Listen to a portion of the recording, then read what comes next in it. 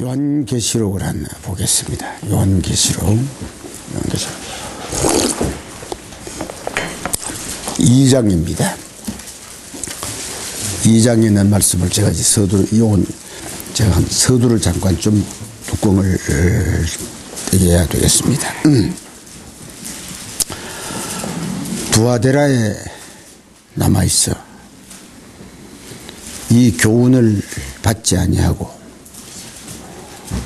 소위 사단의 깊은 것을 알지 못하는 너희에게 말하노니 다른 짐으로 너희에게 지울 것이 없노라. 다만 너희에게 있는 것을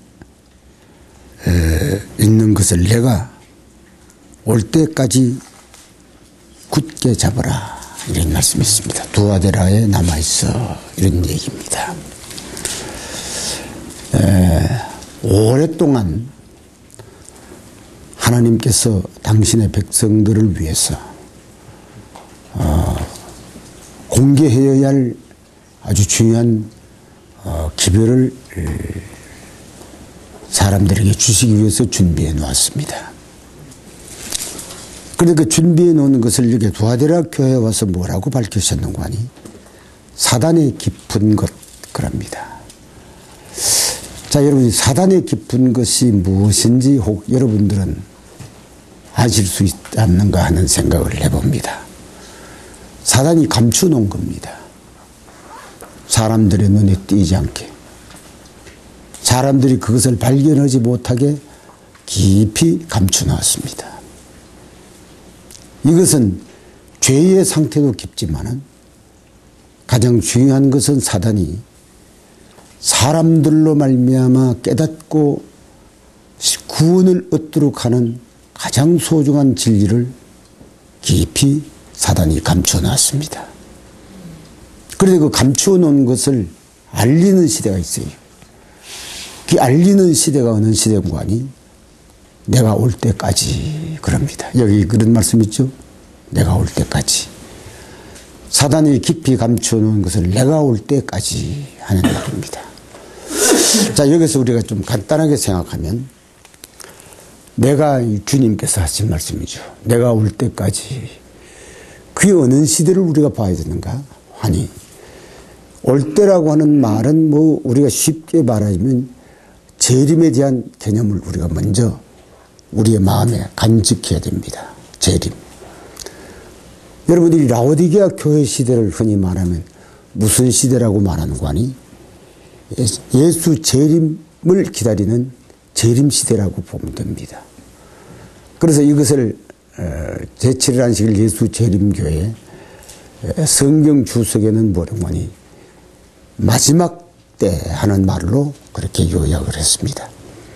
그저기 온다고 하는 말은 뭐 두 가지로 우리가 보기도 되지요. 그러니까 재림 직전, 바로 재림 때 하는 말이 되겠고, 또 하나는 무엇을 말하는 거니 주님께서 마태복음 25장에 보면 신랑이 오므로, 이런 말씀이 있습니까?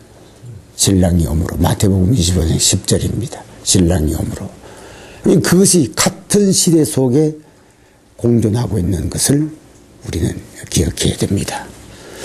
자, 그때가 되면 뭐 어떻게 되겠다고 여기 기록이 되는 거 아니? 감춰놓던 것을 알게 해주시겠다. 감춰놓은 것. 여러분들 제7일 안식일 예수 재림 교회는 이 주님이 이 세상에 오실 때에 나타난 교회입니다. 제7일 안식일 예수 재림 교회가. 이것은 무슨 여러분들이 이보다 더 오래전에 있었던 유대교도 아니고 또 그 다음에 사도교회도 아니고, 이 교회는 또 여러분들이, 우리는 수많은 시대 속에 존재하는 1260년 시대에 존재했던 교회도 아니고, 뭐 그리고 오늘날 우리가 수많은 개신교회나 이런 모든 교회들이 아닙니다. 이 교회는 어느 교회인가? 이 마지막 때에 존재하는, 주의 오시는 시대에 존재하는 교회가 마지막 교회입니다. 이 교회를 가리켜서 우리는 흔히 제7일 안식일 예수 재림교회라고 말합니다.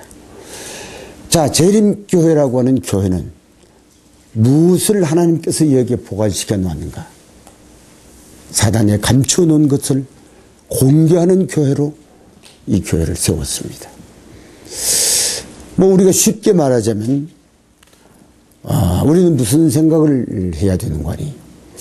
내가 왜 재림교인이 됐는지 하는 것을 먼저 한번 생각해 봅시다. 만약에 처음 시작함으로부터 내가 이런 얘기를 하는 것이 그렇게 좋은 분위기는 아닌 것 같습니다만은 제7일 안식일 예수 재림교인이 됐다고 하는 말은 무슨 말입니까? 예? 깊은 감춰놓은 것들이 공개되어야 돼요. 그럼 여러분들이 이 교회 지도자들에게만 그 공개되는 기별이 있는가? 아닙니다. 근데 지도자고 무슨 장로고 무슨 총회장이고 그게 관계가 없습니다. 제7일 안식일 예수 재림교인 가운데 감춰놓은 것들이 공개되는 사람이 제7일 안식일 예수 재림교회 교인이다. 즉각적으로 보면 그렇습니다. 만약에 제 자신이 이 예수님이 재림하여야 할 시대에 제가 존재를 했는데 감추어놓은 것을 잘 이해를 하지 못하고 있다고 하면 저는 제7일 안식일 예수 재림교회 자격을 갖고 있지 못하는 사람입니다. 또 쉽게 좀 더 구체적인 표현을 하면 저는 남은 자손의 대열에 속해 있는 사람은 아니다 이 말이. 그러면 제7일 안식일 예수 재림교회에 남아있어 하나님의 백성이로라고 하는 사람은 누구였을까? 그냥 평범하게 뭐 우리가 교회 나오는 것도 중요하지요. 또 뭐 복음을 사업을 한다는 것도 중요하지요. 우리가 이 사업에 우리가 동참한다는 것도 중요하지만 하나님이 우리의 운명을 정하는 것은 하늘이 우리에게 주는 기별로 이 운명이 정해지는 겁니다. 자, 그래서 오늘 제가 이 말씀을 뭐 많은 시간이 아니지만은 제가 간략하게 조금 말씀을 드리면 우리는 무엇을 해야 된다고 하는 생각을 하셔야 돼요. 제가 이제 말씀드린 이 기억이 납니까? 무슨 생각을 해야 되겠어요? 나는 이 교회에 주어진 이 시대에 감추어진 비밀을 알아야, 알겠습니까? 감추어진 비밀을 알아야 나 누구라는 얘기입니까? 네? 제7일 안식일 예수 재림교회 성도라고 하는 얘기입니다. 왜요? 이것도 이제 골로새 2장 26절을 한번 보면 골로새 1장 26절입니다. 이 말씀을 알려주신다 하는 이 말씀에서 내용을 우리가 한번 읽어봅니다. 누구든지 한번 읽어보시죠. 누구든지 한번 읽어보시죠. 1장 6절 26절입니다. 네. 뭐라고 했어요? 가만히 이거 감춰진 겁니다. 이 비밀, 감춰진 이 비밀은 만세와 예.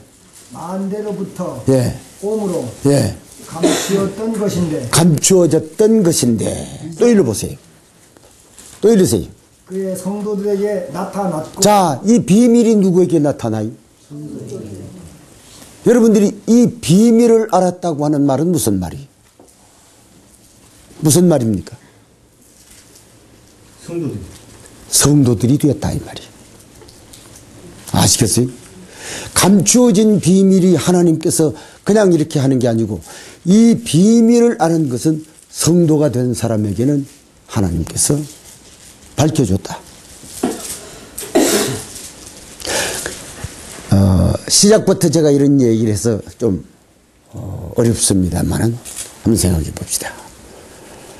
내가 제7일 안식일 예수 재림교회에 10년 되겠다. 20년이 됐다. 본 50년, 60년, 70년 우리 박윤기 장로님은 모태신앙이 맞지 않아? 맞나요? 맞는가? 맞는 것 같기도 하고 안 맞는 것 같기도 하고. 아마 내가 알기로는 어릴 때 저 장로님의 아버지를 제가 잘 아니까 근데 하나 꼭 물어보겠습니다. 나 이 박유기 장로님한테 물어보는 게 잘 좀 마음이 편안할 것 같아가지고 오해하지 않을 것 같아서. 오해만 하면 말 못하잖아요. 나중에 돌아가가지고 또 박장로라는 사람은 뭐한 사람이라면 그 입방학 찍으면 그 곤란하니까 안 그러겠지 뭐. 응? 그런데 박 장로님이 만약에 이 비밀에 대한 공개된 비밀을 알지 못하고 오늘 신앙생활에서 이분은 제7일 안식일 예수 재림교인 아닙니다. 또 더 가까이 성도도 아닙니다. 섭섭합니다. 네? 그 섭섭하기나 말기나 여기는 그대로. 왜? 누구에게 이 비밀을 공개해요? 성도들에게. 내가 얘기한 게 아니잖아요. 성도들에게 이 말이. 우리가 이런 모임이 왜 모여야 돼요? 여러분들이 돌아가면 교회가 있고 예배드리는 장소들이 있잖아요. 많이 듣잖아요. 그럴지라도 하나님께서 이 마지막에 공개한다고 하시는 이 비밀을 우리는 알아야 돼요. 아세요? 꼭 알아야 돼요. 그러니까 그래서 우리는 이런 모임이 있다고 하는 얘기입니다. 제가 저도부터 이런 얘기 또 합니다. 전화를 내가 받았어요. 참 얼마나 내가 기뻤는지 몰라요.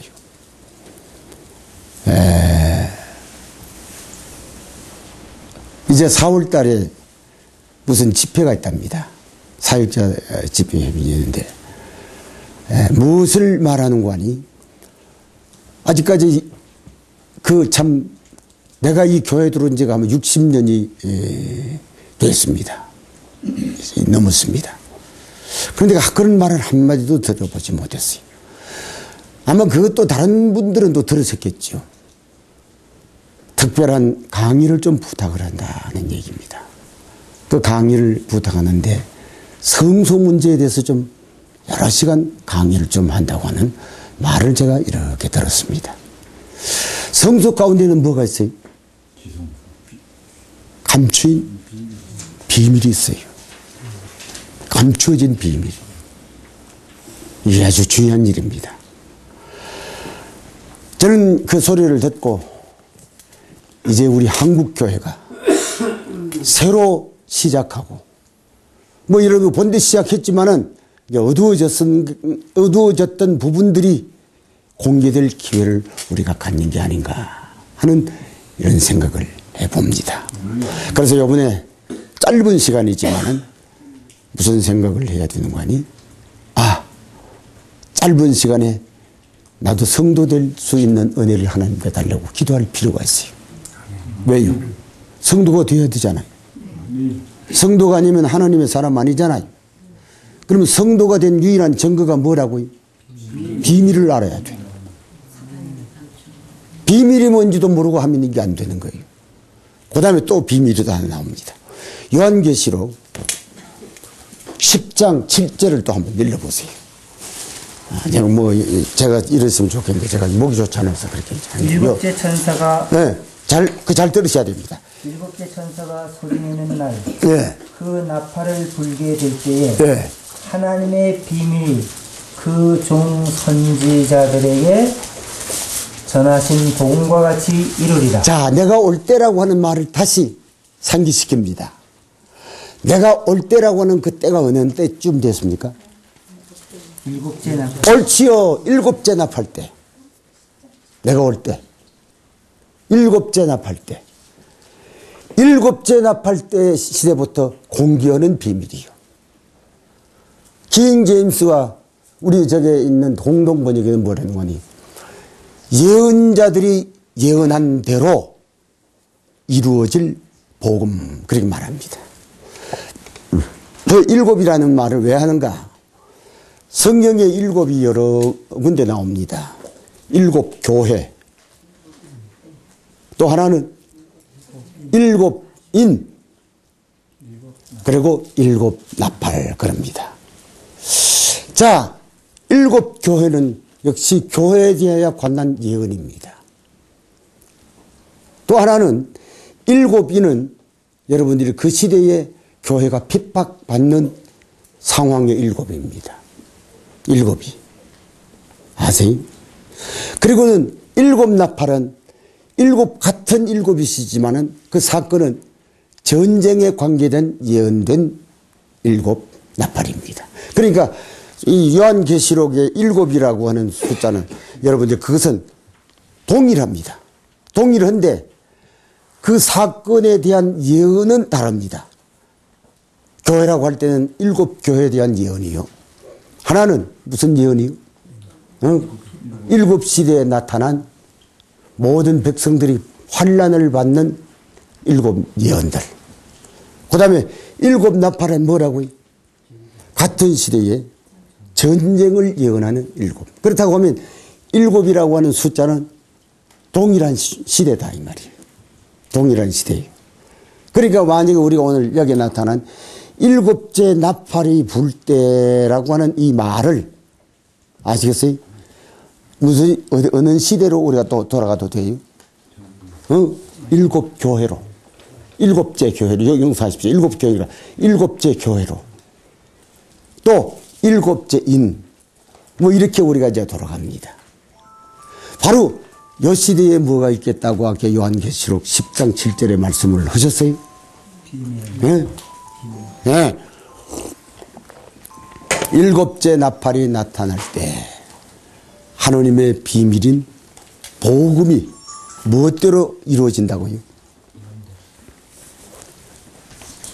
예언하신 대로, 선지자들이 예언하신 대로 이루어지는 비밀이다.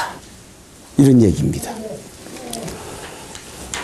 자, 이 비밀 가운데는 아주 소중한 게 있습니다. 혹 여러분들이 들으셨지만은 하나 더 얘기를 합니다. 우리 한번 생각해 봅시다. 누가복음, 이건 자주 성경을 보는 얘기입니다만은 한 번 더 이 말씀을 이제 연결시키다가 보니까 여러분들께 다시 한번 얘기를 해 드려야 될 것 같습니다. 이거는 그래서 오늘 이제 서론적으로 제가 얘기를 하는데 누가복음 21장 25절 한번 우리가 봅니다. 25절로 28절까지 한번 누가 찬찬히 일러주셔도 좋을 것 같네요. 네. 징조가 있겠고. 예, 아주 중요한 이야기. 1월 성신에는 징조가 있겠고. 땅에서는 민족들이 바다와 파도의 우는 소리를 인하여. 땅에서는 민족들이 바다와 파도의 우는 소리도 있겠고. 또. 혼란한 중에 공고한. 이 공고한 날이 있으리라. 또 일러보세요. 사람들이 세상에 임할 일을 생각하고. 네. 무서워함으로. 네. 기절하리니. 기절하리니. 이는 하늘의 권능들이 흔들리겠습니다. 네, 또 이러세요. 그때에. 네. 사람들이. 네. 인자가 구름을 타고. 옳지요. 능력과 큰 영광으로 오는 것을 보리라. 자, 뭐 이제 뭐까지 자꾸 이어갑니까? 1월 성신에서부터 뭐까지 그 예언이 돼 있어요? 재림 때까지. 맞습니까? 그 뭐 여러분들이 1월 성신의 징조가 있고, 그 다음에 뭐 땅에 바다에 파도에 우는 소리에서 공고하고, 그 다음에 하늘의 권령들이 흔들리고, 인자가 구름을 타고 오는 것까지. 그렇게 쭉 연결을 합니다. 그리고는 28절 한번 읽어보세요. 이런 일이 되기를 시작하거든. 자, 여러분들이 1월 성신의 저를 보세요. 1월 성신의 징조가 있고 하고 쭉쭉쭉쭉쭉쭉쭉 그 예언을 어디까지 왔어요, 예언이? 예? 재림 때까지잖아요. 그런데 이 예언이 시작은 어디예요? 1월 성신이에요. 알겠어요? 이런 일이 되기를, 이런 예언이 되기를 시작은 뭐라고요? 1월 성신이야. 1월 성신에 징조가 있거든 하는 말입니다. 그런데 그 다음에 28절 아주 중요한 말입니다. 이런 일이 되기를 시작하거든 뭐하라? 너희 구속이 그게 중요한 거예요. 이런 일이 되기를 시작하거든 그때 뭐가 있겠다? 구속이 있겠다. 이게 복음의 비밀이에요. 여러분들이 오랫동안 이 상황은 숨겨져 왔습니까? 쉽게 말하면 공개되지 않았습니까? 그것은 모든 사람들에게 깨닫고 바라고 살아야 되는데 여러 가지의 상황이 어렵습니다. 그 이유는 왜 그런 거 아니에요? 요한복음 16장 우리가 12절에 보면 네가 지금 이 말을 전부 하면 감당하지 못한다. 한번 읽어보세요. 그것도 또 읽어보세요. 응? 요한복음 16장 12절 뭐라고 말하는지 한번 읽어보세요. 내가 아직도 네. 너희에게 이를 것이 많으나 내가 아직도 너희에게 이룰 것이 많으나 지금은 너희가 감당치 못하니 그것을 백성들에게 다 말하면 그 사람들이 뭐 하지 못해요? 감당하지 못해요. 그러니까 때에 따라 그 시대의 기별을 주어진다 이 말이에요. 아주 소중하게. 저는 오늘 다른 게 아닙니다. 비밀. 결론적으로 말하면 무슨 비밀일까요? 예? 구속하는 복음의 비밀입니다. 복음의 비밀이 언제 나타나요? 예? 일월성신이라고 해도 되고 이제는 예? 일곱째 나팔이 부어질 때. 알겠습니까? 저는 첫 시간에 말씀을 드릴 것이 있다고 하면 우리는 꼭 누가 되어야 돼요? 성도가 되어야 돼요. 제발 우리가 부탁을 합니다.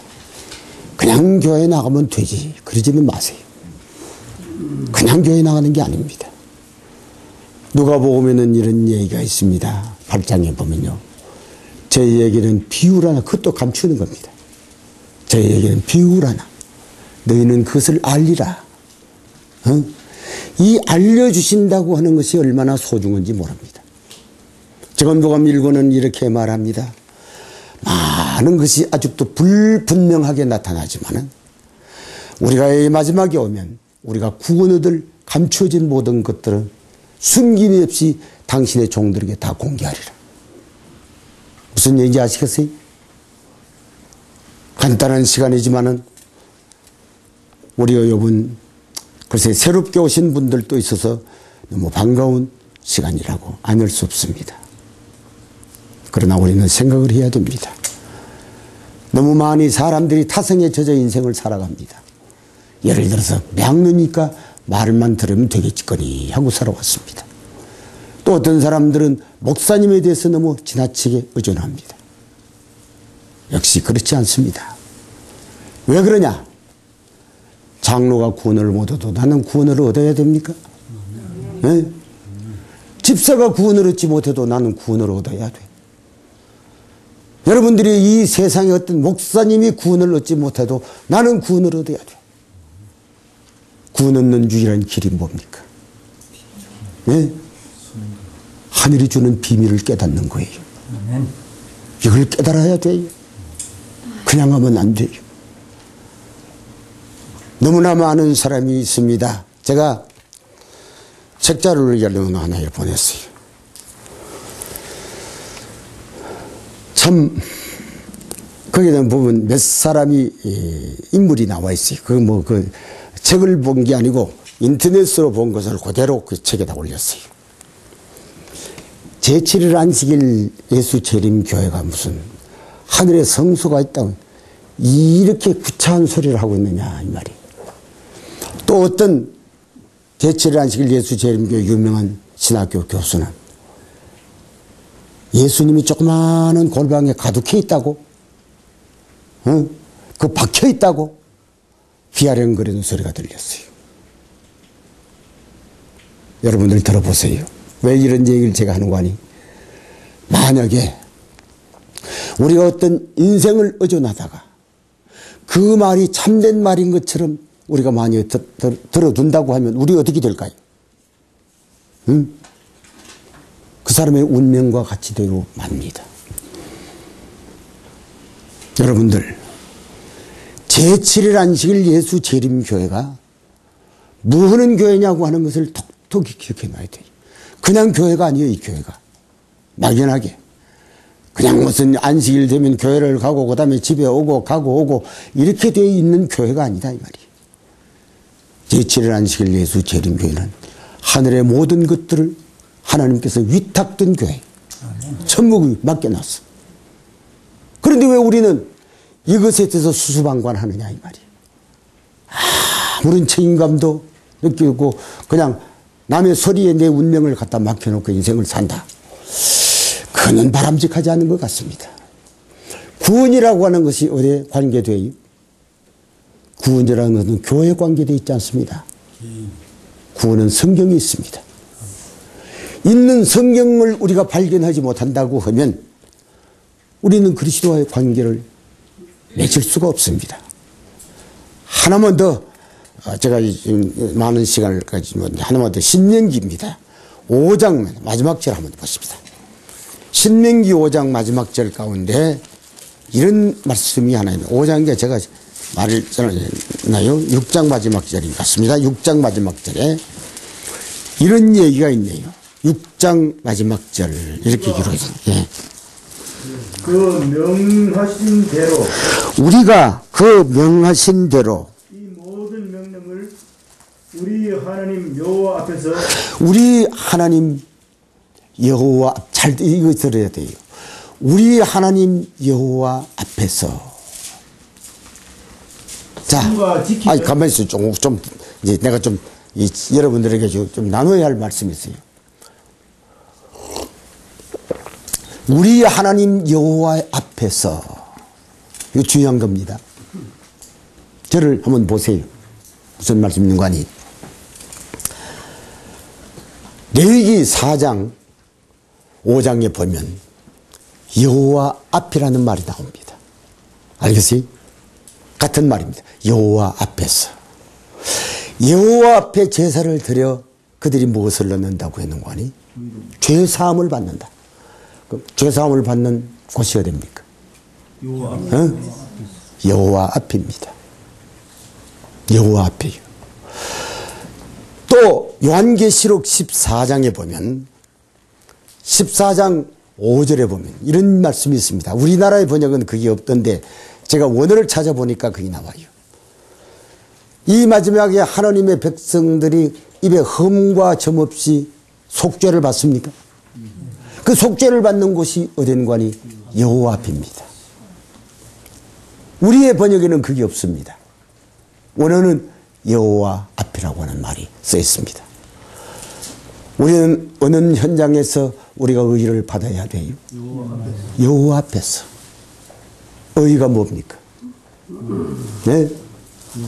의의라고 하는 것은 그리스도의 속죄 대열에 참여하는 것들입니다.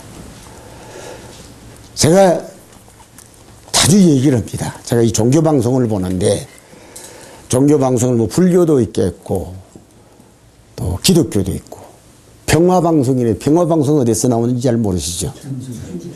천주교에 나와요. 저걸 꼭 봅니다. 무슨 말을 하는지 봅니다. 내가 한 가지 깜짝 놀라고 마음 가운데 내가 아주 완전히 탄성을 부를 만큼 큰 충격을 받은 게 있습니다. 다 맞아요. 목사님들이 말하는 것도 맞아요. 신부가 강의하는 거 다 맞아요. 전부 맞아요. 틀린 게 없어요. 심지어 여러분들이 천주교 방송을 들어보니까 여러분들이 재림을 기다립니까? 재림을 믿으셔야 됩니다. 신부가 그 말하는 거예요. 나는 그 천주교는 뭐 여러분들이 재림에 대해서 그건 관심이 없는 줄로 생각했거든요. 그러니까 평화방송을 들어보니까 신부가 그걸 주장을 해요. 재림. 또 그게 뭐냐고 하는 거니 믿음으로 말미암는 의를 입어야 됩니다. 똑같은 얘기요. 우리 교회는 안 그럽니까? 똑같은 거예요. 다 똑같아요. 이상하죠? 우리 교회도 그걸 주장하잖아요. 재림교회니까. 그런데 한 가지 거기서 제가 명확하다고 하는 것은 무엇인가니? 하나님 앞이 없습니다. 그것을 언급하지 않아요. 여러분들 이것은 제7일 안식일 예수 재림교회만 표현된 기별이에요. 그 앞을 다른 말로 말하면 우리 이 기도에 참석하신 분들은 자주 들었을 겁니다만 그것을 그리스도께서 속죄하는 현장이라고 합니다. 그 현장 기별이 거기는 없어요. 왜 없을까요? 왜 없을까요? 뭐 여러분들이 다른 교파에 대해서 얘기하는 게 그것이 바람직한 것은 아니지만 왜 없는지 여러분 아세요? 자, 요한계시록 18장에 보면 내 백성아 거기서 나오라 그럽니다. 그게 어딘데요? 응? 그게 바벨론이요. 성경에는 두 가지의 바벨론에 대해서 두 형태로 나옵니다. 첫째 천사의 기별을 듣지 못한 사람들도 바빌론이라고 합니다. 듣지 못한 사람이 아니라 듣고 받아들이지 않은 사람을 바빌론이라고 합니다. 그 바빌론 전에 또 바빌론이 하나 있나요? 무슨 바빌론? 천주교라는 거대한 단체가 있습니다. 이거는 제7일 안식일 예수 재림교회 대정토에 보면 이 개신교, 타락한 개신교가 바빌론 되기 전에 이미 오래전에 바빌론 된 교회라고 말합니다. 그런데 한 가지 내가 물어봅니다. 여러분들이 그 요한계시록 18장 4절 5절에 보면 내 백성아 어디서 나오라. 예? 그 두 바빌론이 다 포함되는 겁니다. 연합되었으니까 18장에 보면 연합되었으니까 이제 바빌론이 하나의 바빌론입니다. 거기서 나오라고 그래요. 왜요? 그 죄에 참여하지 마라. 바빌론의 죄가 뭔지 혹 아세요? 예? 예. 바빌론의 죄는 하나님의 현장에서 빗나갔어요. 다른 방향으로 갔어요. 바로 다른 방향으로 비껴나가는 그 단체에서 나와야 된다. 하나님께서 공개해 주시는 이 기별을 들어야 된다 이 말이에요. 빗나갔어요. 그래서 그것을 가지고 빗나간 그 죄라고 하는 말을 오늘을 보면 빗나간 사람들이라고 말합니다. 초점에서 빗나간 사람들이. 아시겠어요? 그런데요, 하나 놀랄만한 것이 있습니다. 나는 화이트부인의 말씀에 대해서 그 말을 처음 제가 봤거든요. 무슨 말인가니? 오늘날 만약에 우리가 이 기별에 대해서 초점이 맞춰지지 않으면 뭔가니 바빌론 누이가 된다. 이렇게 말. 뭐가 된다? 누이라는 말이 무슨 말이에요? 예? 남매가 아니지, 남매가. 관계가 있다, 이 말이에요. 자, 이 얘기를 들어보면, 야, 하나님께서 이 마지막 성도가 되어야 되겠구나 하는 아주 이것은 절대적인 이유가 있습니까? 성도가 되어야 돼요. 절대로 성도가 되어야 돼요. 성도가 되면 어떤 혜택을 받아요? 응? 물론 속죄를 받죠. 성도가 되면 무슨 혜택을 받아요? 그 비밀을, 하나님의 비밀을 깨닫게 돼요. 성도가 돼야 돼요. 요즘에 여러분들이 뉴스를 봐서 아시지만 요새 일본뿐만 아닙니다. 전 세계적으로 이상한 기류가 흐릅니다. 가만히 생각해 보면 오늘날 우리의 현실은 너무나 절박합니다. 여러분이 세상에 돈이 있으면 행복하고 평화롭다고 하는 그런 것들이 우리의 뇌리에 점점 암흑으로 보입니다. 이 세상 정세가 그렇습니다. 제가 이제 우리 이 정양로님도 잘 알지만 한 목사님이 계십니다. 그 목사님이 써놓은 책을 보면 이 세상에 대한 종말에 대한 징조입니다. 많이 징조를 참 공을 들였어요. 보니까 많이 살피고 세상에 대한 현황을 잘 정리한 것 같아요. 제가 그걸 보고 가만히 생각했습니다.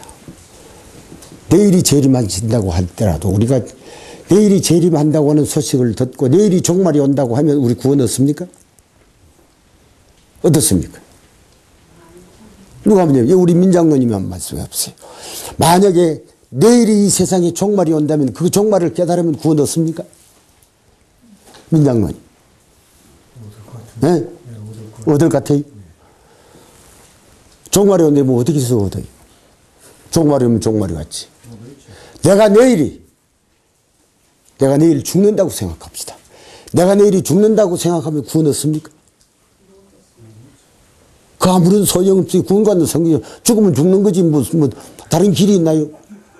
내일이 종말이면 종말이 오는 것이 무슨 다른 방법이 없잖아요. 그러나 종말이 온다고 하는 일에 있어서는 자극을 받습니다. 무슨 자극을 받아요? 종말이 오기 전에 내가 해야 할 일이 있어. 종말이 오기 전에 나는 피난처를 찾아야 됩니까? 종말이 오기 전에 내가 피난처를 찾아야 돼. 종말 그거는 암만 알아도 우리가 구원과의 관련이 없어. 아무런 관련이 없어. 종말을 알아서 내 마음 가운데 자극은 받지요. 뭐 하는데 그것이 종말에 대한 피로를 우리가 느껴야 돼요. 피난처를 빨리 찾아야 돼.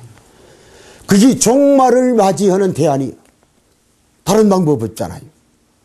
그 피난처가 뭡니까? 네? 하늘이 감추어진 이 비밀을 깨닫는 거예요. 아멘. 그 비밀을 복음이라고 그래요. 복음. 복음은 우리를 살리는 겁니까? 아멘. 그게 우리에게 이 세상 종말에 이르렀을 때에 우리가 피난하는 대안이 되는 거예요. 이제 우리는 이 세상에 무슨 생애를 살아서는 안 되는 거 아니? 대안 없이 우리가 살아서는 안 됩니다. 내가 이제 항상 몇 번 그런 얘기를 했습니다만, 우리 저 권장로님 집에 가니까 뒤에 뭐 통이 잔뜩 있어요. 이게 뭐 하는 통이요? 이 뭐 연 통이 이렇게 많소? 그러니까. 그 뭐 기름, 그 전에 기름 뭐 많이 모아놨다든가. 그래. 하여튼 기름 모아놓고, 그 기름 말 이렇게 많이 모아놨냐. Y2K가 온다고. Y2K가 오면 이 세상의 종말입니다. 그래서 구원을 얻었어요. 그래도 구원을 못 얻어. 안 돼. 그게 안 돼요. Y2K가 오기나 말거나 그건 관계가 없어요. 그런데 이분이 복을 받았어요. 뭔 복을 받았느냐. 이 마지막에 우리가 깨달아야 할 비밀의 깊이를 깨닫게 됐어. 그리스도는 우리의 피난처요, 피난처이신 그 일을 우리 자신의 운명을 맡기는 가장 소중한 기별을 우리에게 주셨습니다. 그래서 저는 오늘 이 시간에 간곡히 말씀을 드립니다. 저도 제7일 안식일 예수 재림교회 한 일원된 교인입니다. 제 기별은 요 근래에 마무리하는 기별을 지금 제가 전하고 있습니다. 이거는 이제 시간이 있으면 제가 차츰차츰 얘기를 해드리겠습니다만은 가장 소중한 거, 바라는 것을 내가 공들였고, 내가 헌신했고, 교회를 위해서 돈도 냈고, 시간도 바쳤고, 내 아들도 바치고, 내 자신도 바쳤고, 다 바쳤을 때 주여 문 열어달라고 그러면 가장 비통하고 가장 불행한 일들이 뭡니까? 나는 너를 몰라. 나는 너를 몰라. 그 사람이 분명히 뭘 했습니까? 뭘 했어요? 주의 이름으로 이것도 하고, 주의 이름으로 저것도 하고, 주의 이름으로 온갖 일을 다 했어요. 그래서 내가 주의 이름이라고 하는 말을 거기다 붙였어요. 그런데 문을 열어달라고 두들 때 들리는 소리가 딱 하나 있습니다. 뭐요? 도무지 모른다. 우리 이런 인생을 살아야 됩니까? 우리는 이런 인생을 살 수는 없습니다.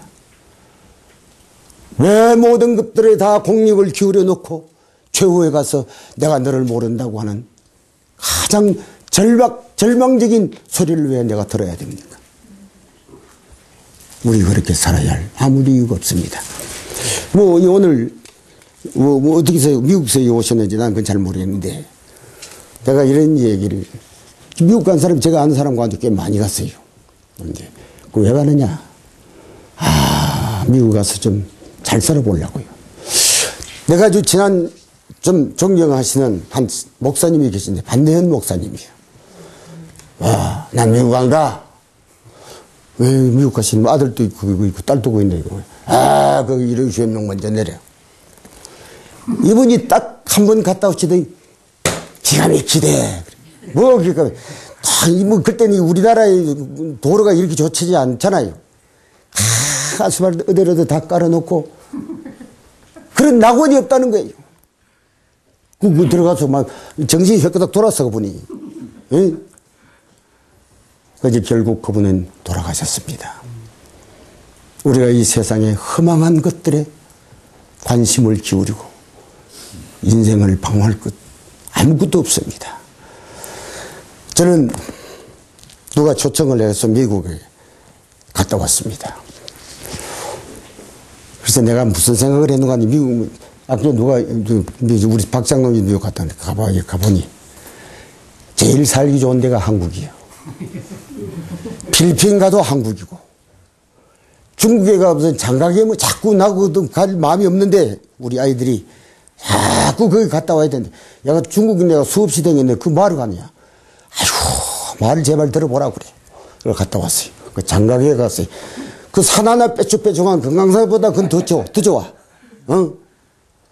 그거 아무리 구경하고 해도 내게 아무런 유익이 없어. 우리에게 가장 소중한 것은 하늘이 우리에게 주는 가장 소중한 기별이에요. 이걸 우리가 깨달아야 돼. 저도 이제는 나이가 이렇게 들어서 이제 저보다 다 나이 많은 사람 그냥 없는가? 신양로님은 나이 몇이세요? 교기 집사님. 아, 맞아. 저분보다 나이가 더 많은데. 이 내가 이런 이제 나이 많은 분 앞에 이런 소리가 쑥스럽습니다만은 어디 감기만 들려도 오늘 밤에 죽나. 네? 뭐 배가 아파도 아마 오늘 밤이 마지막이 될까. 이 왜 이런 생각이 들어가는 거 아니? 세상에 있는 인간은 풍전등화 같아. 언제 어디서 어떻게 될는지 몰라. 예수님 재림하지 않는다 하더라도 인간이 언제 운명을 결정되는지 모르잖아요. 이것을 우리가 준비하는 대안이 뭡니까? 주께서 우리에게 깨닫게 해주시는 기별이에요. 이 기별은 누구를 모시는 유일한 길입니까? 그리스도를 모시는 유일한 길이요. 그분 안에 피난처를 찾는 유일한 길이요. 그러므로 우리 모두는 아주 절박한 시대에 우리가 이 세상에 존재하고 있습니다. 오늘 다시 한번 말씀을 드립니다. 우리 어느 교회를 택했습니까? 네? 너무 행복합니다. 참된 교회를 택했습니다. 그런데 왜 택해놓고는 이 교회에 주어진 기별에 눈을 감고 사느냐 이 말이에요. 이게 문제가 아니에요. 이 귀한 교회를 선택해놓고는 이 교회에 주어진 이 기별에 눈을 감고 살아요. 어떤 데는 설교를 들어보면 공자 명자나 말하던 도덕가의 설교나 듣고 뭐 의무를 해야 할 그것만 듣고 그냥 오늘 그냥 좋은 설교를 들었다고 얘기를 합니다. 그러나 내가 오늘 깨달아야 할 비밀의 진리를 한 번도 들어보지 못했다고 하면 우리는 너무 어리석어요. 너무 어리석어요. 각성하시길 바랍니다. 제일 먼저 제가 이 시간에 말씀을 드린 첫째는 재림교회를 선택했다고 하는 것이 너무나 다행한 일이고 재림교회 안에 우리에게 주어진 감추어진 기별을 우리가 들을 수 있다고 하는 것에 대해서 행복한 거예요. 이 축복입니까? 이 축복을 여러분들이 이번 기회 짧은 기회지만은 받아 누리시는 여러분들이 되기를 간절히 바랍니다. 기도하겠습니다.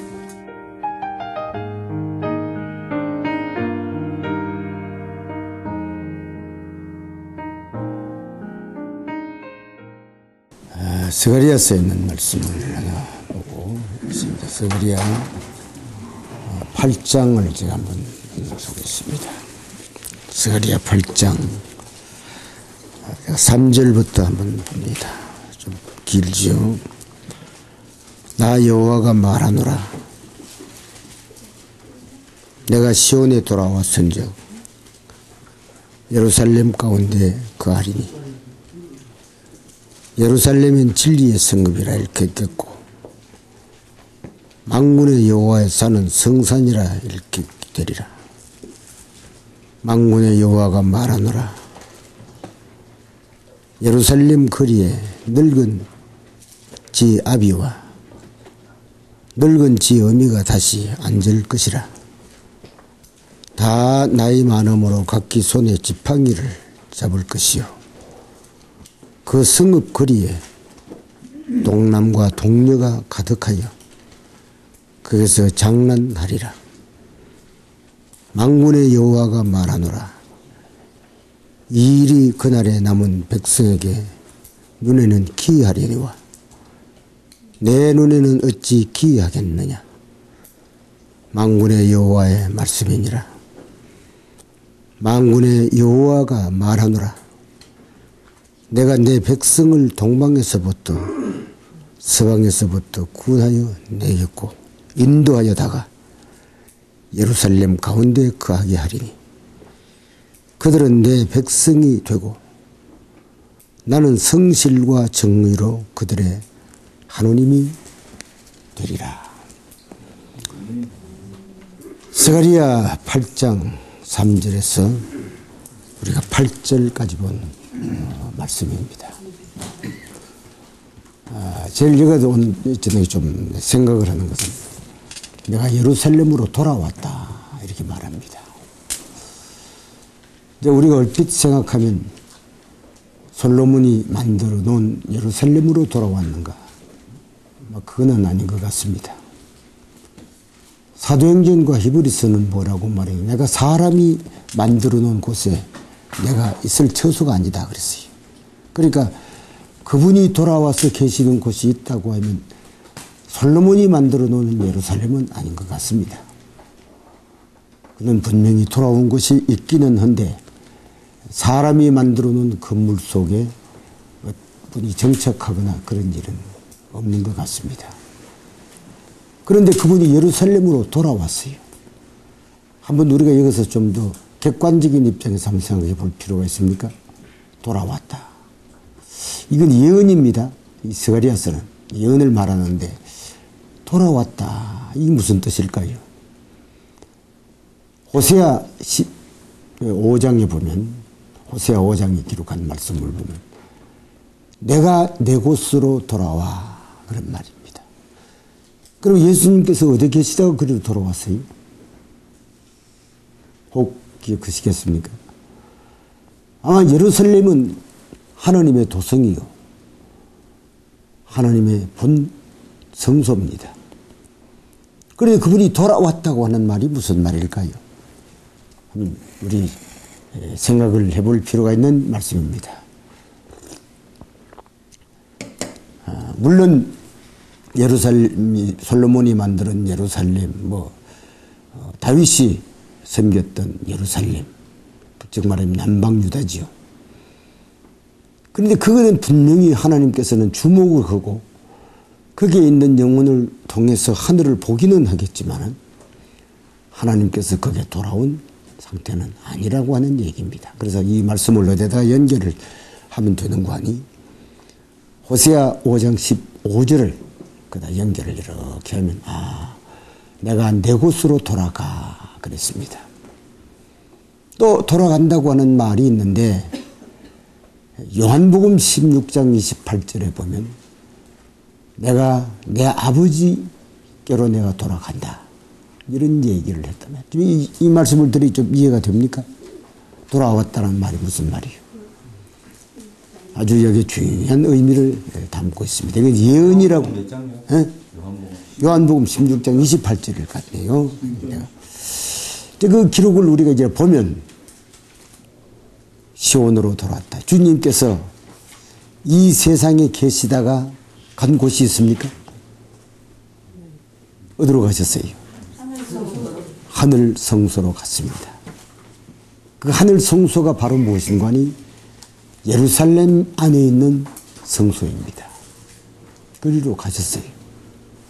근데 오늘 제가 사실은 이 말씀을 주로 하려고 하는 게 아니고 그게 8절에 보니까 아주 중요한 얘기가 있습니다. 무슨 말씀이 있어요? 어떤 말씀이 있어요? 예? 어떤 말씀이 있어요? 한번 다시 여러분들이 한번 이렇게 읽어보세요. 8절에 뭐라고 했는가? 예? 인도하여다가 예루살렘 가운데 예루살렘 가운데 거하리니 누구를요? 내 백성 사람을 인도하다가 잘 들으셔야 돼요. 이건요 내 백성이 아닙니다. 그냥 백성을 인도에 그 간에 여놓고는 내 백성이 되는 거예요. 아시겠어요? 그냥 하는 게 아니래요. 모든 사람을 동방에서 서방에서 북방에서 사방에서 모아가지고 그리를 데려다 놓고 나는 너희 하나님 되겠고 너는 내 백성이 되리라. 그럼 백성이 되는 조건이 뭐 어떻게 되어 있습니까? 거기에 들어가야 돼요. 거기에 들어가지 않으면 주의 백성이 안 돼요. 그래서 이제 이 성경을 우리가 이렇게 연구를 하면 참 중요하고 흥미진진한 기별을 보게 됩니다. 그래서 우리는 이 말씀을 여러 가지의 방법 가운데서 나타난 하나님의 의미가 있습니다. 저는 이 말씀을 던지면서요, 항상 저는 그 말씀을 나눌 때 그런 자세를 가지고 합니다. 또 제 자신도 그렇고요. 여러분들도 한번 이 성경을 그냥 줄줄줄 읽는 거 아니고 우리가 한번 반성을 해봅니다. 그렇죠? 우리는 하나님이 우리 하나님이요, 우리는 하나님의 백성이 되었습니까? 어떻습니까?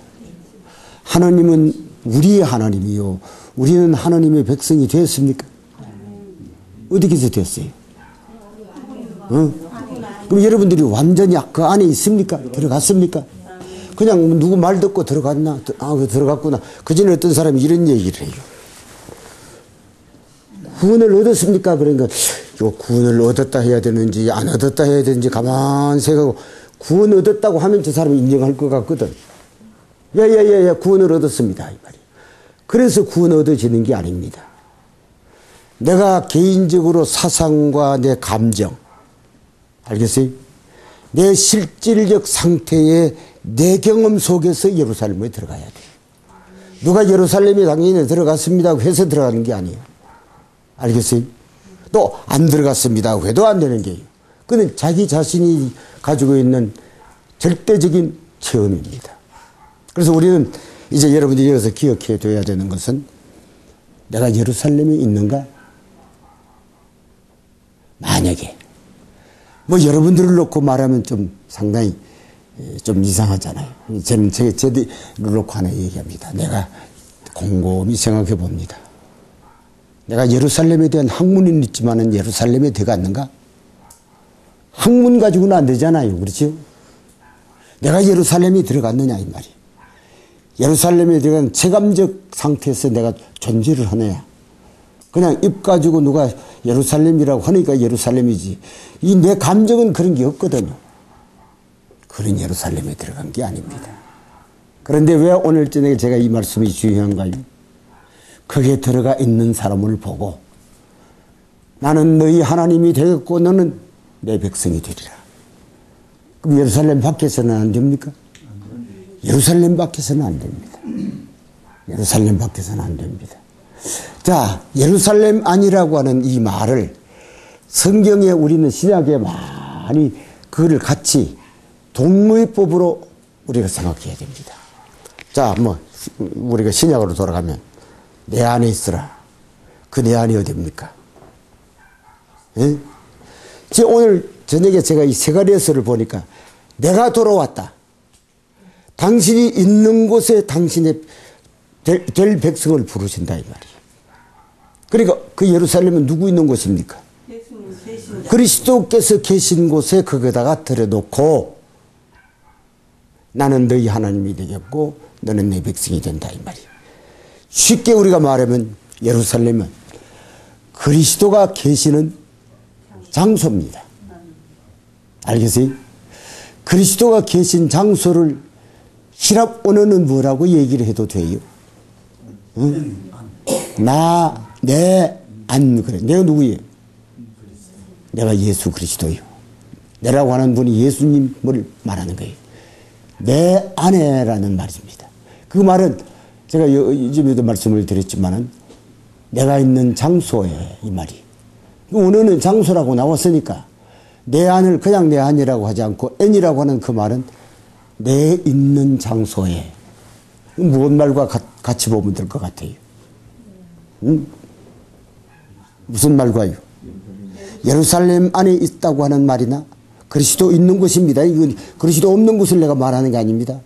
그리스도 있는 예루살렘 안에 내가 있다는 거나, 알겠어요? 예수님 안에 있다고 하는 말이 동일하게 보자 이 말이. 같습니까? 왜요? 예수님 안을 무슨 난이라고 그랬으니까? 그리스도 계시는 장소라고 했으니까. 스가랴서도 역시 그리스도가 계신 장소가 틀림이 없습니까? 내가 예루살렘과 시온과 예루살렘으로 돌아왔다. 돌아왔는데 돌아온 그곳에 사람들을 이끌어 놓고는 뭐라고 약속을 하셨어요? 나는 너희 하나님이 되겠고 너는 내 백성이 되리라 하는 얘기입니다. 제가 이 얘기를 하면 여러분들이 혹 마음의 상처를 입을는지도 모릅니다. 오늘날 우리는요, 그리스도 계시는 장소에 대한 개념이 희박하면 하나님의 사람이 아닙니다. 그거 아셔야 돼요. 그러니까 우리는 꼭 어디 있어야 돼요? 응? 예루살렘 안에 있어야 돼요. 예루살렘. 두 번째로 예루살렘에 대한 견해에 대한 것을 여러분들이 잘 아는 얘기지만은 하나만 합니다. 갈라디아서 보면 4장에 보면 거기는 두 사람이 있습니다. 자유자와 종이 있습니다. 갈라디아 4장에 뭐가 있다고요? 자유자와 종이 있습니다. 거기에 자유자는 누군가 하니 속죄를 받은 사람이에요. 하느님의 사람을 가리켜서 자유자라고 그래요. 아주 자유자. 그리고는 종은 누군가 하니 속죄와 관계없이 역시 죄악의 상태에서 있는 죄악의 종된 사람들. 그러면 하나는 누굽니까? 둘 가운데 하나는 누구예요? 둘 가운데 하나는 누구냐 이 말이에요. 예? 둘 가운데 하나는 하나님의 백성이에요. 하나는요. 하나는 죄의 종이에요. 이거 분명합니까? 그 아니 분명히 그렇게 내놨으니까. 그런데 죄의 종으로 나타나 있는 사람들에 대해서 뭐라고 하니 그들의 예루살렘은 땅에 있는 예루살렘이에요.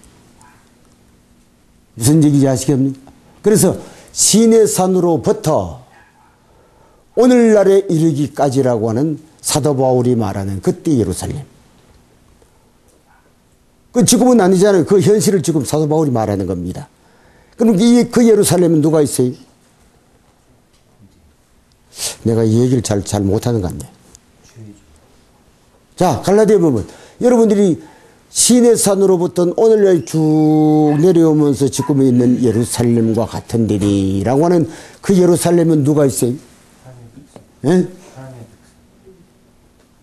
내가 이제 그랬는가? 하나님 백성이라고 그랬나요? 죄의 종. 속죄와의 관계없이 사는 사람들. 그 다음에 하늘에 있는 예루살렘은 누구의 것이라고 말하는 거니? 자유자의. 하늘의 예루살렘은 자유자니 곧 우리의 어머니라 이랬어요. 그러니까 여러분이 예루살렘의 형태를 몇 가지로 나누면 돼요. 하나는 땅의 예루살렘. 하나는 위에 있는 예루살렘. 우리 어디에 속해야 될까요? 위에 있는 예루살렘으로 가야 돼요. 맞습니까? 제가 말하는 건 맞는 것 같습니까? 제가 성경 그대로 얘기하는 거예요. 제가 뭐 더 붙이지도 않고요. 성경 그대로 얘기하는 거예요. 아시겠어요? 자, 여러분들. 아래에 있는 예루살렘과 위에 있는 예루살렘은 오늘날로 우리 말하면 무엇을 가지고 평가를 해야 돼요? 교회입니다. 전주교도 뭐라고 그래요? 우리는 예루살렘 교회라고 합니다. 또 서울에 가면요, 우리 보면 예루살렘 교회, 안동 가도 예루살렘 교회 이렇게 났어요.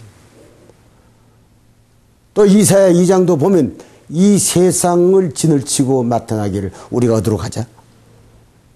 예루살렘으로 가자. 그건 하늘 예루살렘이 아닙니다.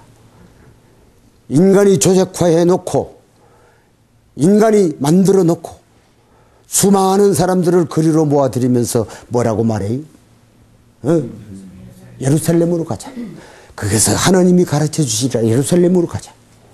그 이사야 2장에 그대로 나옵니다. 2절부터 쭉 6절까지 한번 읽어보면 그렇게 쭉 나와요. 그것은 우리의 예루살렘은 아닙니다. 우리의 예루살렘은 어디 있어요? 제가 이 얘기를 하는 의미와 목적을 아셔야 됩니다. 좀 말하기가 좀 이렇게 조심스럽지만은 나는 이런 생각을 합니다. 하느님의 말씀은 제쳐놓고 교회에 대해서만 명종하는 사람들. 그 어디 있는 사람일까요? 땅이 예루살렘에 만족한 사람이에요. 오늘날 이 세상에 기독교회가 얼마나 많은 조직화된지 모릅니다. 거대한 천주교 조직, 수많은 개신교의 조직, 그리고 또 안식일교회 조직. 사람들을, 여러분들이 이 엄청난 조직 가운데 인간을 몰아였습니다. 그거 뭐 잘못됐습니까? 그 자체가 잘못된 게 아니에요. 교회로 데려가야 됩니다. 맞습니까? 교회로 안 들어가면 안 되잖아요. 그러면 교회의 역할이 뭐냐 이 말이에요. 교회의 역할이 뭘까요? 위에 있는 예루살렘을 향하도록 해줘야 돼. 응? 그리고 사람들은 사람을 모아다가 이 세상에 하는 조직화된 교회에다가 바짝 붙들어 매네. 심지어 어떤 사람 보니까 목사 말하는 대로 구원 얻지 못해 하고 인간 제일주의로 인간을 몰아가요. 그게 세상에 있는 예루살렘입니다. 여러분들이요, 교회가 필요하다고요? 교회가 절대로 필요합니다. 교회가 필요한 교회가 뭐 하는 교회입니까? 영혼을 데려다가 어디로 가도록 해줘야 돼요? 예루살렘으로 향하도록 해줘야 돼요. 이 몸뚱아리는 못 들어가잖아요. 무엇으로요? 우리의 마음이 하늘 예루살렘으로 향해야 돼요. 그래서 사도 바울이 우리의 예루살렘은 위에 있는 예루살렘이라고 말합니다. 거기는 누가 가요? 네? 거기서 자유를 넣는 사람이 그리로 가요. 다시 한번 물어봅니다. 여러분들은 하나님의 자녀들입니까? 어떤 면에서 자녀들입니까? 여러분들이 이것이 어떤 논리적으로 이렇게 생각하지 말고 우리는 사상적으로 생각해야 돼요. 아, 이거 논리적이고 그렇다고 이렇게 할 수 있죠. 근데 이 성경이라고 하는 것은 사상 개념이지 어떤 형식 개념이 아닙니다. 우리의 마음을 어디다가 정착하느냐는 게예요. 그 예루살렘 여러분들이 오늘 저녁에 좀 말씀드리기가 좀 조심스럽지만은 여러분들이 가만히 생각해 보세요. 내 마음이 어디 있는지, 여러분들의 마음이 어디 있는지에 따라 하나님의 종이 될 수 있고, 알겠어요? 하나님의 아들이 될 수 있고, 죄의 종이 될 수 있어요. 이 성경 가운데 여러분들이 좀 이해가 될 것 같습니까? 제가 이 말은 제가 하니까 여러분들이 그런 게 어디 있는 거예요? 갈라디아 4장입니다. 24절로부터 26절에 그렇게 나와 있습니다. 분명히 그게 나와 있습니다. 우리의 예루살렘은 하늘이라고 하는 말을 분명히 했습니다. 자, 왜 오늘 저녁에 제가 이걸 강조하는 거 아니? 아까 스가랴 8장 8절에 뭐라고 그랬어요? 응? 다시 한번 여러분들이 한번 반복해 봅시다. 뭐라고? 아주 중요한 얘기입니다. 하나님의 백성이 누구요? 한번 누가 안 읽어봐야 되겠네.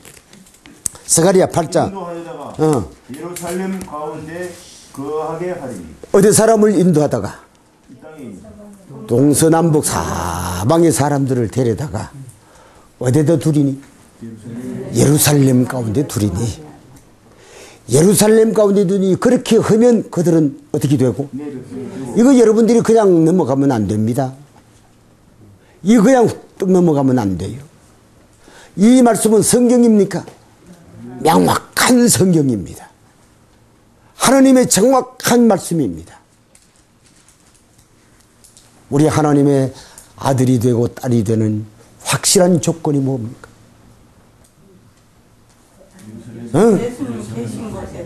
이제 그래도 됩니다. 그래도 되는데 이제 그건 예루살렘 이제 그건 예수님 왔으니까 그렇죠. 예수님이 계신 예루살렘에 있는 자들만 너희는 내 백성이 되고 나는 너희 하나님이 되리라.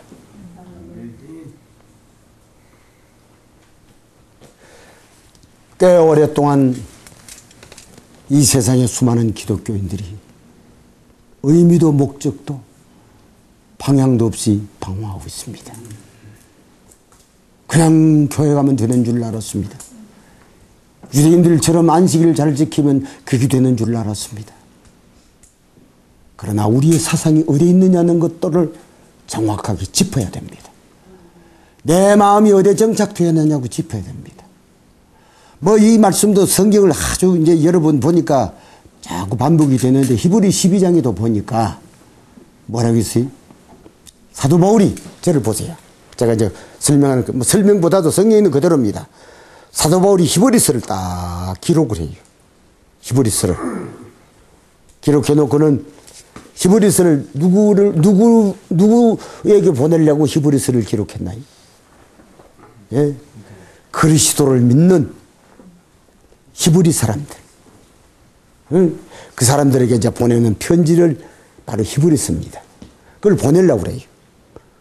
그러니까 여러분들이 그 히브리서를 받는 사람이 누군가? 바로 사도 바울이 그 히브리서를 편지를 받아볼 대상들이 그 히브리서의 내용의 대상이 되는 백성들입니다. 거기에 보면 이런 말씀이 있습니다. 당신들은 누구 보고 당신 어떤 당신일까요? 히브리서를 받아볼 사람들을 보고 그 사람들이 어디 있어요? 하늘나라 갔어요? 안 갔어요? 땅에 있잖아요. 땅에 있는 유대인과 히브리인을 이렇게 편지를 보내야 되잖아요. 그럼 바로 그 사람들에게 보내 여러분들은 하늘 예루살렘으로 와 있어 그랬어요. 뭐의 뜻이래요? 예? 그렇지요. 육신이 아니죠. 여러분들은 하느님의 예루살렘에 와 있어. 하늘의 새 예루살렘이라는 그게 와 있어. 바울이 그렇게 말해요. 그 어디 있는 거 아니 히브리 12장 22절에부터 24절까지 보니까 그렇게 돼 있어요. 그러니까 24절에는 무슨 말인 거 아니? 의인의 영이 거기에 있는 곳. 의인의 영이라는 말이 무슨 말이에요? 의인의 마음이, 영이라고 하는 건 마음입니다. 의인들의 영이 있는 곳이라고 말해요. 어디에요? 자, 그렇게 되면 우리 어떻게 됩니까? 좀 흥분되지 않습니까? 아이고, 나는 흥분될 것 같은데 여러분들이 앉았다가 팔딱 일어날 것 같는데요. 바로 그렇게만 되면 나는 정확하게 하나님의 아들이요. 정확한 하나님의 딸들이요. 하나님은 우리의 하나님이 돼. 이 놀라운 진리가 있지 않습니까? 여러분들 그래서 제7일 안식일 예수 재림교회 기별을 들어가라는 겁니다. 어디로요?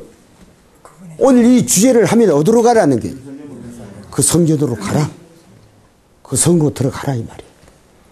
제가 지금 담북교회에서 제가 주기문집을 간단하게 뭐 여러분들이 다 아는 얘기지만은 제가 소개를 했습니다. 주기문집에 무슨 말씀관이 82쪽, 83쪽에 보면 이렇게 되어 있습니다. 그게 아마 그대로 내가 더 줄인 거니까 다 이러지 못하고 그냥 줄이놓고 말만 하겠습니다. 성전으로 들어간 사람은 구원을 얻고 82쪽입니다. 주기문집. 뭐 하는 사람만 구원을 얻고 그 성전으로 들어간 사람만 구원을 얻고 들어가지 않는 사람은 구원을 얻지 못한다고 말하겠습니다. 자, 구원을 얻으려면 우리 어떻게 해야 돼요? 들어가야 돼요. 바로 그 성전이 예루살렘 안에 있습니다. 그러니까 예루살렘으로 들어가야 된다는 게. 그런데요, 아주 참 희한한 얘기가 있습니다. 그 옆에 보니까 무슨 말씀이 있는 거 아니? 들어가지 않는 사람들이 들어가려고 하는 사람을 자꾸 못 들어가게 만들어. 혼란을 일으켜. 심지어 어떤 데는 옷자락을 붙들고 못 들어. 그 우리 속이는 기별이니까 그리로 가면 안 된다고 아주 강요를 하고 반대를 합니다. 그래, 가만히 사람들이 들어가긴 들어가야 되는데 사람들이 말리는 사람이 너무 많아. 그러니까 좀 이제 뭘 기다려. 거기 보면 이런 사람들이 좀 줄어지면 우리가 들어가겠거리 하고 기다리고 있는데 반대하는 사람이 더 많아져. 아주 엄청나게 많아져. 그러니까 그 사람의 생각이 무슨 생각은 아니다. 이러면 우리 못 들어간다. 이 군중을 해치고라도 내 혼자 들어가야 되겠다. 해치고 들어가는 장면이 그거 나옵니다. 이 83쪽에 보면 그 말이 나옵니다. 딱 들어가 보니까 누가 있어요? 갈바리의 십자가가 유대 땅에 있지 않냐고 어디 와 있어요? 그 사람들이 들어간 하늘 예루살렘에 십자가 그리스도가 딱 나와 있어요. 여러분들 들어갔습니까? 들어가면 여러분들이 어떻게 보여야 돼요? 예? 들어갔으면 어떻게 보여야 돼요? 이 땅의 예루살렘에 십자가를 보는 게 아닙니다. 그 죽임은 이제 그대로요. 그 하늘 예루살렘에 그 딱 들어가니까 거기에 누가 있는 거 아니? 십자가에서 신음하시는 그리스도의 장면이 딱 나와요. 그래서 거기 들어가서 그 사람들이 예수 그리스도 앞에 무릎을 꿇고 회개하고 구원을 얻었다고 하는 기사가 83쪽에 나와 있어요. 여러분들, 우리는 오늘날 성경을 항상 제가 얘기를 하지만은 학문적으로만 보지 마세요. 어떤 논리적 상태 속에서 성경을 보려고 하지 마세요. 우리는 실질적 체감에 느껴져야 됩니다. 이렇게 하지 않으면 우리는 안 돼요. 그게 들어가야 돼요. 그래서 저는 이 스가랴 8장 3절에서 8절까지 있는 말씀을 대단히 귀하게 여깁니다. 그 가운데 있으면 우리 어떻게 되리라? 예? 하나님의 백성이 되고 하나님은 우리의 하나님이 되리라. 여기 앉아 계신 여러분들이요. 뭐 여러분들 제가 여기 이렇게 봐도 또 주문진 교회, 우리 장로님과 우리 신집사님은 또 속초교회, 다른 데 있잖아요. 또 저 어디 뭐 임계 뭐 여러 군데 있습니다. 저 여기 이 장로님은 또 서울에 있고, 그건 관계 없습니다. 어디 있든지 관계가 없습니다. 여러분들이 사상만 어디 있으면 돼요. 여러분들의 사상만은 예루살렘에 있어야 돼. 여기 있으면 돼요. 산골에 안 돌아도 됩니다. 서울 시내 복판에 있어도 됩니다. 뭐만 하면 돼요. 네? 내 마음이 어디 있느냐는 것이 중요한 거예요. 여러분들이 9년이 인위적으로 찾아다니다가 보면 아무것도 안 돼요. 우리의 생각을 어디다 두느냐에 따라 하나님의 백성이 되고 하나님의 백성이 되지 않는다는 사실입니다. 믿으십니까? 그래서 오늘 이 스가랴 8장 8절을 꼭 여러분들의 가슴 속에 기억하세요. 그 예루살렘은 어디 예루살렘이 아니라고 생각하고 해야 돼요. 땅이 예루살렘 아닙니다. 어디에요? 위에 있는 예루살렘. 우리의 자주자, 우리의 의미 예루살렘이라고 하는 말을 사도 바울은 그렇게 정확하게 기록해 놨습니다. 이제 오늘 또 제가 저는 안낮에도 얘기를 여러분들에게 드렸지만 세상은 그렇게 여러분들이 안심하고 살 세상은 안 됩니다. 절대로 제가요 요새 그 지진을 일어나는 거 보고 다른 건 다 놔두고라도 원자력 그걸 뭐라고 합니까? 원자로. 전 세계적으로 어느 나라 안 해놓은 나라 없잖아요. 거기 만약에 무슨 사고가 나서 일제 전쟁이 터지면 여러분들이 이 세상은 전멸입니다. 전멸. 그런데 이런 불안한 분위기 속에서 우리가 이 땅에 살아. 이 철없는 사람이나 앉아가지고 살기 좋은 세상에 왔다고 푸념을 하지. 제정신을 들인 사람은 이 세상 좋은 세상 아니요. 허약고 속에 살아 지금. 언제 이것이 터질는지 아무도 예측을 못해요. 모르기는 하지만은 여러분들이 일본에서 터진 것이 한국에 아침에 내가 방송을 들으니까 한국도 날아온다는 겁니다. 큰 문제가 아닙니까? 지금 여러분들 이 한국이라는 나라에 참 엎어지면 코달 만한 이북에는 자기들이 나름대로 하는 주장입니다. 우리는 원자탄이 있다라고 하는 말입니다. 세상 살기 좋은 세상입니까? 미국 가면 낙원이고 무슨 영국 가면 낙원이고 중국 가면 낙원 그런 게 있나요? 왜 제가 이런 걸 강조하는 거 아니? 오늘날처럼 우리의 피난처가 다른 데는 없어. 뭐요? 그리스도가 있는 예루살렘으로 가야 돼요. 자, 우리 여기서 이런 말씀입니다. 이사야였습니다. 뭐 만일 제가 볼 시간이 없고 그러니까 봅시다. 이사야 37장 32절 가운데 있는 말씀을 하나 누가 한번 읽어주세요.